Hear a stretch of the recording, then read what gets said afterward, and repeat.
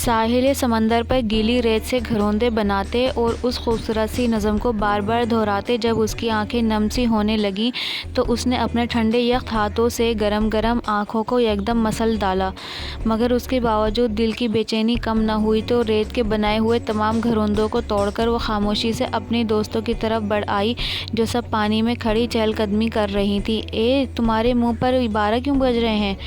اسے خاموش دیکھ کر زنیرہ نے پوچھا۔ اس کے سوال پر وہ ایک دم کھلکھلا کر ہنس پڑی، ذرا سنجیدہ بننے کی کوشش کر رہی تھی۔ وہ ہنستی ہوئی بولی، ناممکن باتوں کو ممکن بنانے کی کوشش مت کیا کرو میری جان۔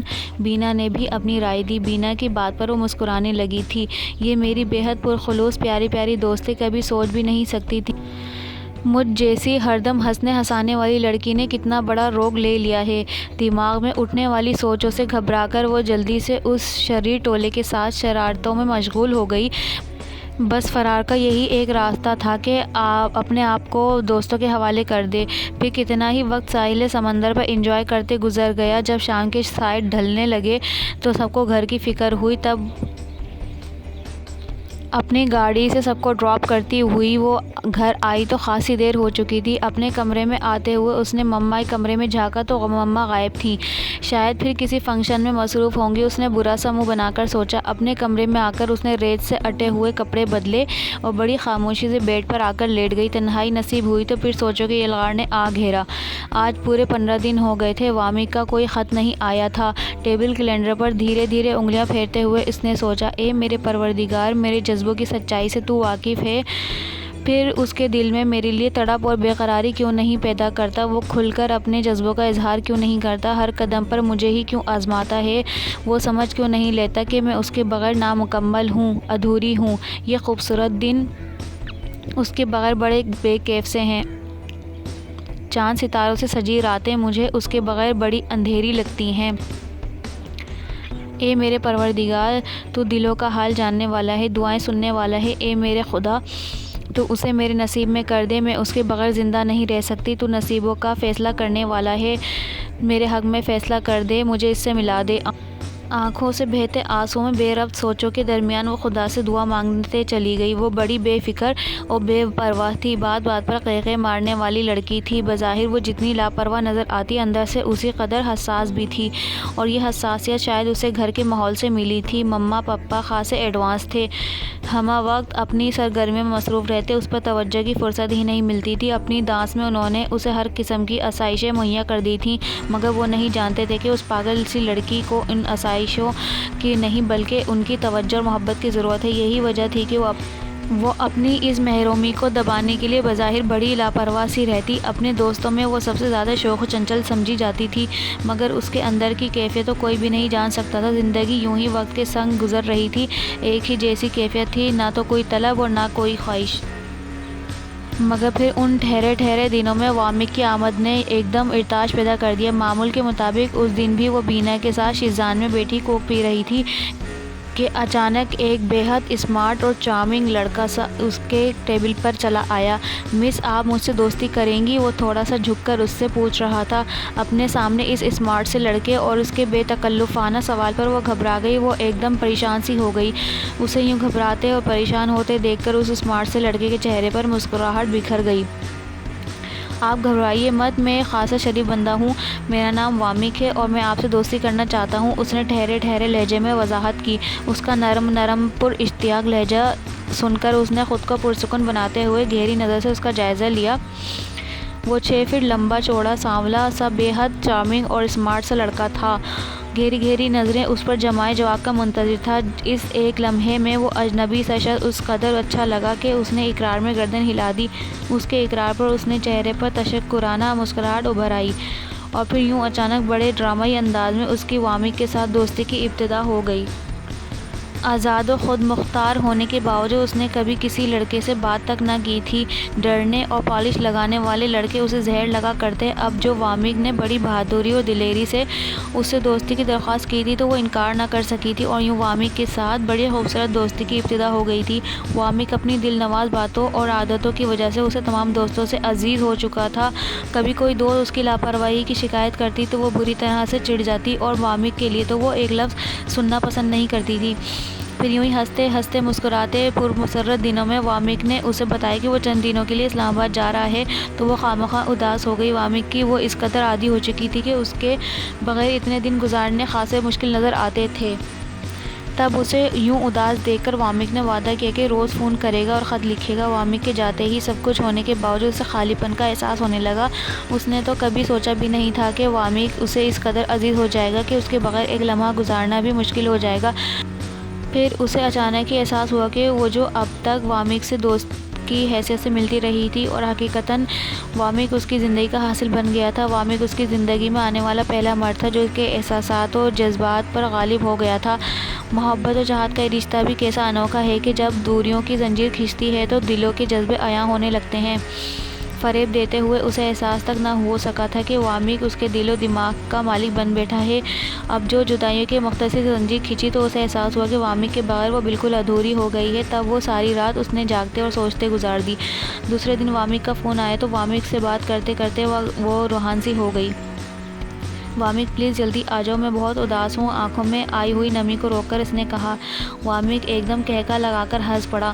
پاگل لڑکی، ابھی تو صرف ایک دن ہی گزرا ہے اور تمہارا یہ حال ہے؟ بھائی اپنی دوستوں کے ساتھ گھومو پھرو، عیش کرو، خوش رہا کرو۔ وہ ہمیشہ کی طرح اسے نصیحت کرنے لگا۔ اچھا کوشش کروں گی۔ اسے ناراض ہوتے ہوئے کھٹ سے فون بند کر دیا۔ یہ شخص آخر سمجھتا کیوں نہیں کہ میں اس کے بغیر بالکل خوش نہیں رہ سکتی؟ وہ جھنجھلا سی گئی۔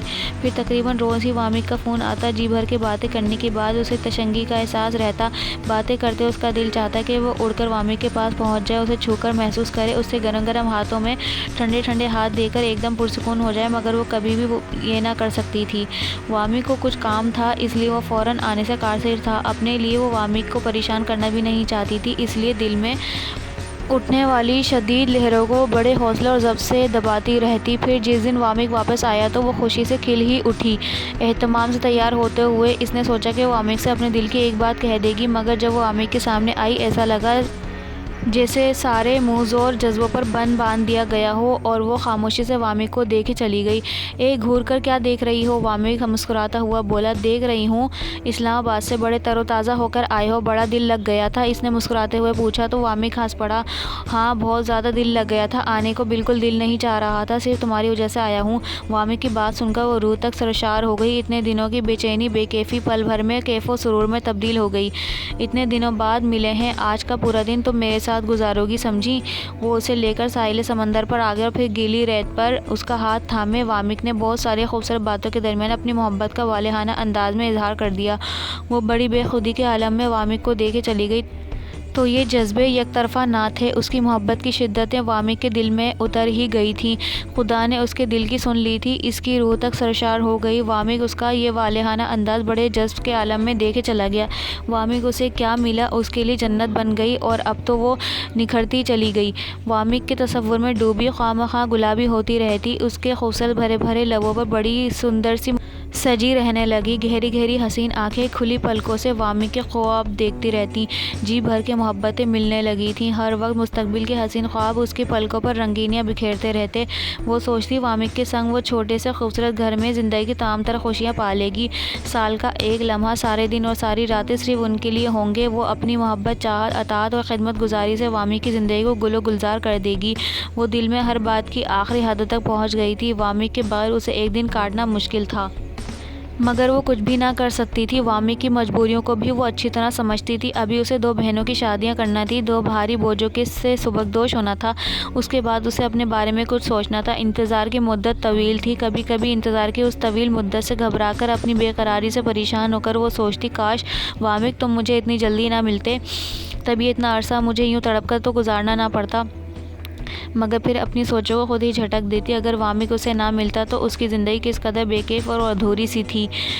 وامک کے ساتھ عہد و پیمان نے اس نے یقین دلایا کہ وہ ساری زندگی وامک کا انتظار کر سکتی ہے، اور پھر وقت دھیرے دھیرے سرکنے لگا۔ وامک کے ساتھ وہ چاہتوں کے راستے بہت آگے بڑھتی جا رہی تھی، سچے جذبوں کی تپش میں دن بدن اضافہ ہو رہا تھا، اس کی اپنی شخصیت ایک دم بدل گئی تھی۔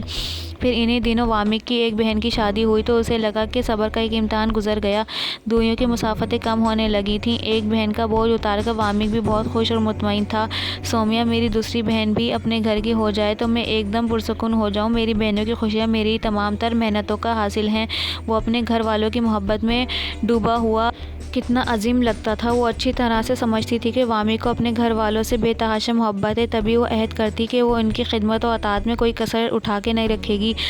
وامک کی خوشی ہی اس کی زندگی کا حاصل تھی۔ محبت میں کیا گم ہوئی تھی کہ اس کے اپنے احساسات و جذبات گم ہو کر رہ گئے تھے۔ وہ خدا سے دعا کرتی کہ وامک کو دوسرے امتحان میں بھی سرخرو کر دے، اور شاید یہ اس کی دعاؤں کا ہی اثر تھا کہ بہت جلد وامک کی اپنی دوسری بہن کی بھی شادی کر دی۔ اب ان کے درمیان بظاہر کوئی رکاوٹ نہ تھی۔ صبر و آزمائش کا ہر امتحان ختم ہو گیا تھا۔ لمحوں کی گردش ان کی دسترس میں آنے والی تھی۔ ان دنوں تو اس کی خوشی کا رنگ ہی انوکھا تھا۔ جدائی و آزمائشوں کے طویل انتظار کے بعد ملن کی گھڑیاں آنے والی تھیں۔ آنے والے خوبصورت دنوں کا سوچ کر وہ خوشی سے دیوانی ہو اٹھتی۔ اور پھر ایک دن وامک نے بتایا کہ وہ اب اپنے گھر والوں سے بات کرنے جا رہا ہے۔ وامک کی بات سن کر اس کا دل ایک دم دھڑک اٹھا اور چہرہ شدت جذبات اور شرم سے گلابی ہو گیا۔ سومیا، اب ہم چند دن تک نہ مل سکیں گے۔ دراصل ابھی بھی ہماری راہ میں کچھ مشکلیں ہیں، پریشانیاں ہیں جنہیں مجھے سلجھانا ہے، اس لیے میں چاہتا ہوں کہ اب آئندہ میں تم سے ملوں تو تمہیں ہمیشہ کے لیے اپنانے کے لیے۔ وامک کی بات سن کر اس کا دل ڈوبنے سا لگا۔ وہ تو سوچتی تھی کہ اس کی راہ میں کوئی مشکل ہی نہیں رہی، مگر وامک نے کن مشکلات کی بات کی تھی۔ بہرحال خوبصورت وقت کو پانے کے لیے اسے یہ چند دن بھی اور گزارنے تھے۔ اس نے اپنے دل کو تسلی دی اور پھر مختصر سا جدائی کا وقت شروع ہو گیا۔ طویل ساعت کے ساتھ یہ پہلا دن تھا۔ اس نے مکمل طور پر وامک کے بغیر گزارا تھا۔ اس کے دل کی عجیب سی کیفیت تھی۔ ہر چیز اجنبی اجنبی سی لگ رہی تھی اور وہ خود کو جتنا سلجھانے کی کوشش کرتی اتنا ہی بکھر بکھر جاتی۔ کتنے ہی لمحے وامک کی تصویر کو دیکھے چلی جاتی اور بے قراری کے حد سے بڑھنے کی لگی تو ساحل سمندر پر چلی جاتی۔ گیلی گیلی ریت پر وامک اور اپنا نام لکھ کر اسے عجیب سی طمانینت کا احساس ہوتا۔ جدائی کی یہ اذیت ناک گھڑیاں آہستہ آہستہ بیتنے لگیں۔ آنے والا ہر لمحہ اسے وامک کے آنے کی نوید دیتا۔ وہ بے خودی کے عالم میں انتظار کی مدت کاٹ رہی تھی۔ تبھی اسے ایک دن اچانک وامک کا خط ملا۔ اسے بے قراری سے کھولا۔ لکھا تھا: سومیا، مجھے یقین ہے تم میری بے چینی سے میری منتظر ہوگی، مگر سومی، میں پیشیمان ہوں کہ اپنے وعدوں کو نہ نبھا سکا۔ میں نے اپنے گھر والوں کو تمہارے بارے میں سمجھانے کی بہت کوشش کی، مگر وہ کسی طور پر تمہیں قبول کرنے کو تیار نہیں۔ خاندان سے باہر شادی کا تصور بھی ان کے لیے ممکن نہیں ہے۔ سومی، تم اچھی طرح سے جانتی ہو کہ میں اپنے والدین کی امیدوں کا، آرزوؤں کا واحد مرکز ہوں۔ ساری زندگی انہوں نے اپنی تمام تر شفقتیں مجھ پر نچھاور کی ہیں اور میں ان سے اتنی محبت کرتا ہوں کہ ان کے بغیر رہ بھی نہیں سکتا۔ سومی، میں اپنے والدین کو بڑھاپے میں دکھ نہیں دینا چاہتا۔ تمہیں بھولنا بھی میرے لیے ناممکن ہے۔ دوراہے پر کھڑے ہو کر میں نے یہ فیصلہ کیا ہے کہ ہم دوسروں کی خوشیوں کے لیے اپنی محبت کی قربانی دے دیتے ہیں۔ ہمیں بڑے حوصلے اور ہمت سے یہ سب کچھ کرنا ہے۔ ماں نے میری شادی طے کر دی ہے۔ سومیا، میں مجبور ہوں، مجھے معاف کر دینا اور کسی اچھے سے ساتھی کو اپنا کر مجھے بھول جانا۔ وامک کے خط نے اس کے وجود پر ایک دھماکہ کر دیا۔ وہ پھترائی آنکھوں سے وامک کے خط کو دیکھے چلی گئی۔ خوشیوں سے اتھل پتھل ہوئے دل میں کرب و اذیت کا طوفان اٹھنے لگا۔ وامک، وہ ہونٹوں کو بیچ کر سسک سسک کر رو پڑی۔ وامک، مجھے تم سے شدید محبت ہے۔ تم نے مجھے حسین خواب دکھا کر دھوکہ دیا ہے۔ وہ وامک کی تصویر کو دیکھے چلی گئی۔ تم مجبور ہو، بے بس ہو۔ مرد کبھی مجبور نہیں ہوتے، کبھی بے بس نہیں ہوتے۔ وامک، کبھی نہیں۔ تم مجبور تھے۔ تم نے اتنے دن مجھے رنگین خواب دکھا کر خوش فہمیوں میں رکھا۔ انتظار کی اذیت کیوں بخشی؟ مجھ سے صبر و استقلال کے اتنے امتحان کیوں لیے؟ اور اب جب کہ میرا اپنا پن بھی باقی نہیں رہا تو تم کہتے ہو کہ میں تمہیں بھول جاؤں؟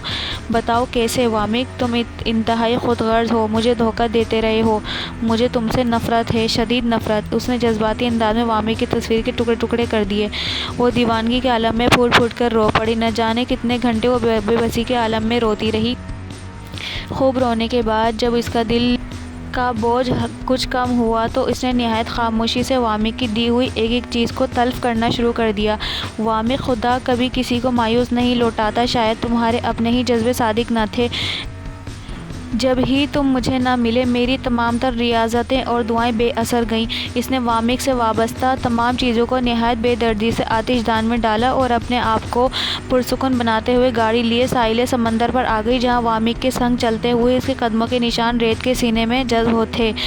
اس کے دل میں ہوک سی اٹھی، وہ نام تو مٹ جانا ہی تھے جو ریت پر لکھے گئے تھے۔ اس نے سوچا۔ دل کا درد پھر اجاگر ہونے لگا۔ گزرتے لمحے اذیت بن کر اس کے دل پر گزرنے لگے تو وہ ایک بار پھر دیوانی ہو گئی اور سسک سسک کر رو پڑی۔ وامک، میں تمہیں نہیں بھول سکتی، کبھی بھی نہیں۔ میں تمہارے بغیر نہیں رہ سکتی وامک۔ اگر تم کہتے تو میں ساری زندگی تمہارا انتظار کر سکتی تھی، مگر تم نے تو موہم سی امید کا بھی راستہ نہیں چھوڑا۔ پل پل کے ساتھ تم نے نہایت آسانی سے لمحہ بھر میں ختم کر ڈالا۔ تمہاری محبت نے مجھے بالکل تہی دامن کر دیا۔ میرے دل پر، دماغ پر تو صرف تمہاری حکمرانی ہے۔ تم سے جدا ہو کر میں اب کیسے زندہ رہوں وامک؟ تمہارے بغیر میری ہستی کچھ بھی نہیں، کچھ بھی نہیں۔ ہوا کے ٹھنڈے ٹھنڈے جھونکے اس کے آنسوؤں سے تر چہرے کو چھونے لگے تو وہ جذب کے عالم میں بڑبڑائے چلی گئی۔